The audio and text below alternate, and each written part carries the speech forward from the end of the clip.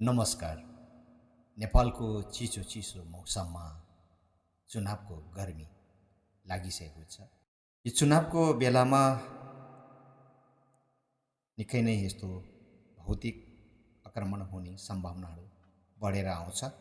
उदाहरणको लागि पाकिस्तानमा बेन्जरी भुट्टोको हत्या भयो, जापानमा आबे सोनीको हत्या भयो, डोनाल्ड ट्रम्पलाई पनि गोली प्रहार भएको सबैलाई जानकारी नै छ। र सबभन्दा खतरनाक भयानक यो चुनावको प्रचारको क्रममा इन्डियाको राजीव गान्धीलाई जुन तरिकाले बम विस्फोटबाट हत्या गरियो।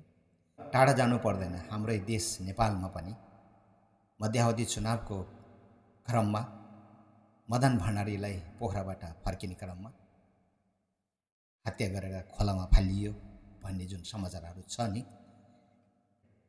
अब आउने चुनावमा पनि हाम्रो देशका केही नेताहरूको ज्यानको सुरक्षाको जिम्मेवारी हामी सबै नेपालीहरूको दायित्व हो भन्ने मलाई लाग्छ।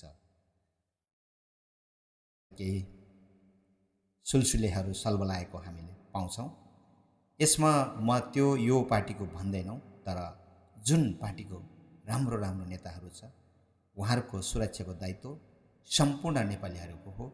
नेपाल सरकारले सुरक्षा दिन्छन्, तर पनि त्योभन्दा बढी सुरक्षा तपाईँ हामी जनताले दिनुपर्छ।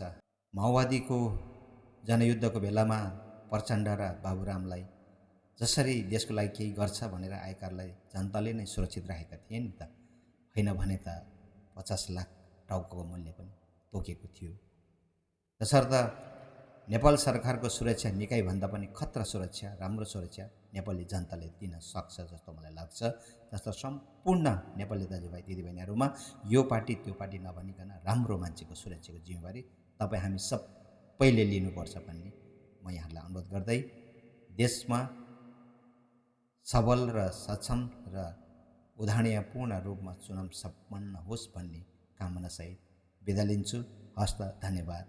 जय देश, जय नेपाल।